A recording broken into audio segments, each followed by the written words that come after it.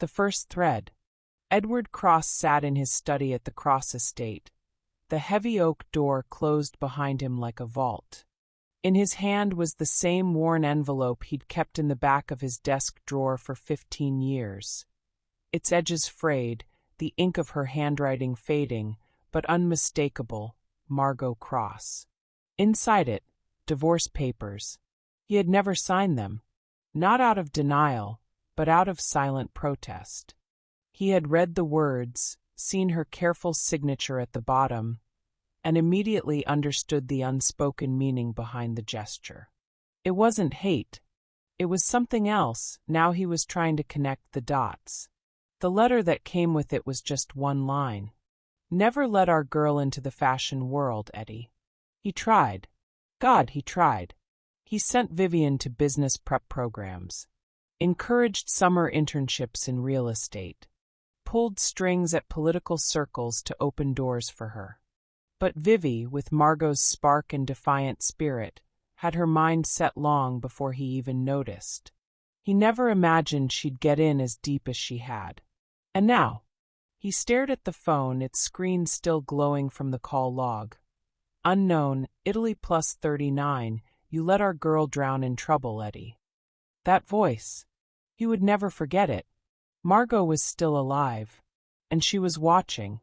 He stood abruptly, grabbing his coat and the papers, then reached for the secure line on his desk, the one meant for emergencies. It rang 3 times before a gruff voice answered. Dorian. Edward didn't hesitate. She's still alive. Margot. She called me. There was a pause on the other end. Where? Dorian asked, instantly serious. She didn't say, but the number traced back to Italy. She blamed me for Vivi's situation. A longer silence this time.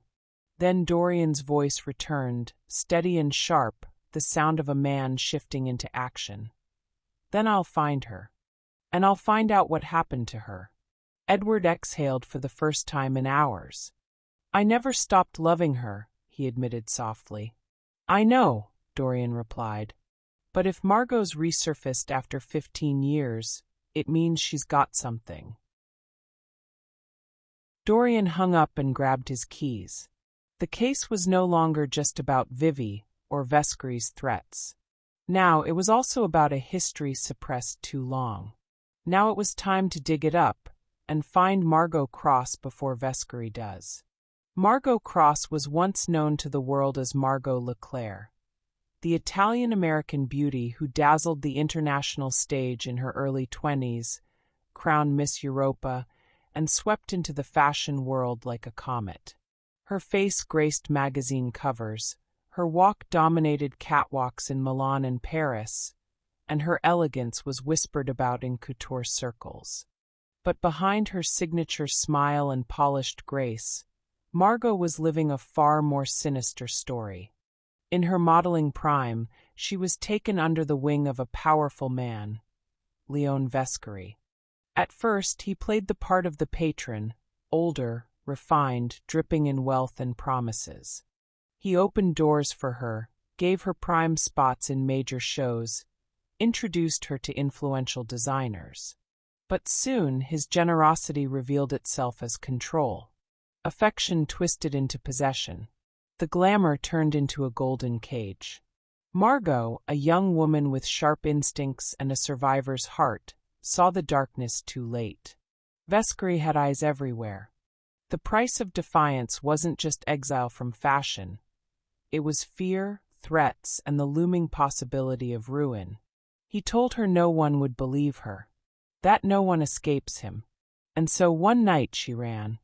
She fled the world of fashion and the glittering cities of Europe, vanishing without a trace. In America, she changed her name, burying her past as Margot Leclerc and becoming Margot Cross.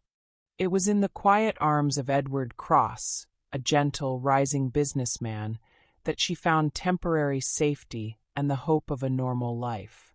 She gave birth to Vivian, her sunshine girl, and for a brief moment, she believed she could build a real future. But Vescary never stopped looking. The threats returned. Sometimes a note, A photograph slipped in her mailbox, a call with no words but heavy breathing. He said he'd destroy the family she built. He said he'd corrupt her daughter the moment she came of age. She knew Vescari would after her. So Margot made the hardest decision of her life, to leave. To disappear again. To protect them the only way she could, by becoming a ghost. Until now.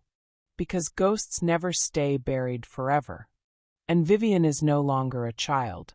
She's in Milan. In Vescari's city. And Margot knows. The past has come full circle. Margot Cross walked through the grand iron gates of Palazzo Vescari, her footsteps sharp against the marble floor, echoing into the cavernous silence. Her trench coat fluttered behind her like a cloak of old ghosts, her face unreadable beneath oversized sunglasses. But inside, a storm. She hadn't stepped foot in Italy in over a decade.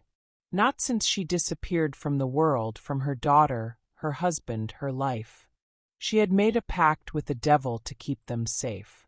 And now the devil had broken it. Leon Vescari was waiting in the drawing room, bathed in warm amber light, sitting like a king in his lair, his gray suit immaculate, the silver triangle cufflinks catching firelight like little knives. "Margot," he said with that voice, too smooth to be anything but poison. "You look exactly the same. Tell me, is this your brand of witchcraft or just damn good genetics?"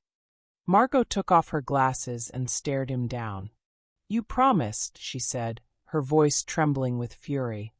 "You swore if I left, if I vanished, you'd leave them alone." "And you did leave," Vescari said with a smile, slowly swirling the dark liquor in his glass. "So dutiful. So tragic. So forgettable." She clenched her fists. "Then why go after my daughter?" Vescari leaned back with a laugh that sent ice through the air. "You also ghosted me, Margot. 15 years. No calls. No letters. No postcards from whatever little cave you crawled into. And it seems like your half-brother Dorian Fox always on my way." He tilted his head, grin widening. "Now I'm just doing you a favor. A little family reunion in Italy. Poor Vivian. She's been living in the secretive world. So, I want to take an honor to tell all the truths that you, your husband and your half-brother. How's that?" Her voice dropped. "If you hurt her." "Oh, I don't hurt," Vescari cut in. "I orchestrate. There's a difference." He stood slowly, crossing the room. "Your precious Vivian. She's a beauty, I'll give you that. And bold. She reminds me of someone." Margot's eyes didn't flinch. "You want to protect her?" Vescari whispered, now close enough she could feel the weight of her breath. "Then maybe you should have stayed. But now that the party's begun, Margot." He leaned in like a serpent. "No one gets to leave early." He turned away, pouring himself another drink, cool and amused. Margot's eyes burned. "I'm not afraid of you anymore." Vescari raised his glass. "Then you're either braver than most, or finally too desperate to care." She walked out without another word, each step heavier with the realization. He wasn't just playing a game, he was declaring war. And if Vivian was going to survive, Margot had to come out of hiding and fight. The television volume was on low, but the tension in the room was blaring. Luke, who took the whole week off just to keep the girls safe, sat on the edge of the couch. June stood frozen with her phone in hand, and Vivi, still in her robe, her hair tied up in a loose bun, stared blankly at the screen. Breaking news. International scandal rocks fashion foundation. Fraud allegations linked to Milan Gala. A photo of Vivi, taken at the gala, smeared mascara, startled eyes, flashed across the screen. Sources say the influencer-turned-fashion committee member was involved in a €1 million bribery. No, no, no, no, Vivi whispered. "They used that photo.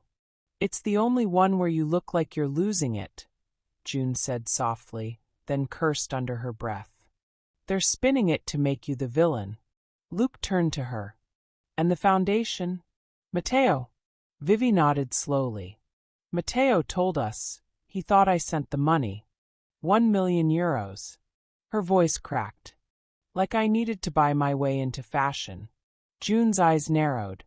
This has Vescari written all over it. And we have no proof, Luke added bitterly. No paper trail. Just chaos. June turned toward the window, pacing. We need to get ahead of this. Contact PR. Get the real story out. But even then, in this industry, the moment your name trends for the wrong reason, you're out. Vivi sank into the couch. He wants me broken. And it's working. Hey! June sat beside her, placing a hand over hers. We've come this far. He's not taking you down. June turned back around. And we're not just sitting ducks either. I already texted Dorian. He's looking into damage control from his end. Just then the sweet phone rang. June picked it up. Hello. A pause. Her brows furrowed. Yes, she's here. She passed the phone to Vivi. It's your father.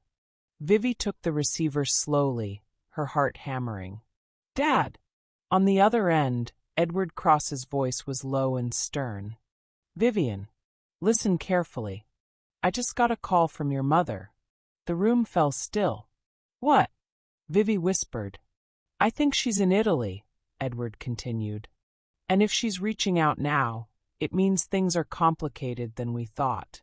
The phone trembled in her hand. My mother's alive? Vivi sat stunned, the phone cradled against her shoulder, her eyes glassy. The words kept echoing. Your mother's alive. June slowly knelt beside her. Vivi, are you okay?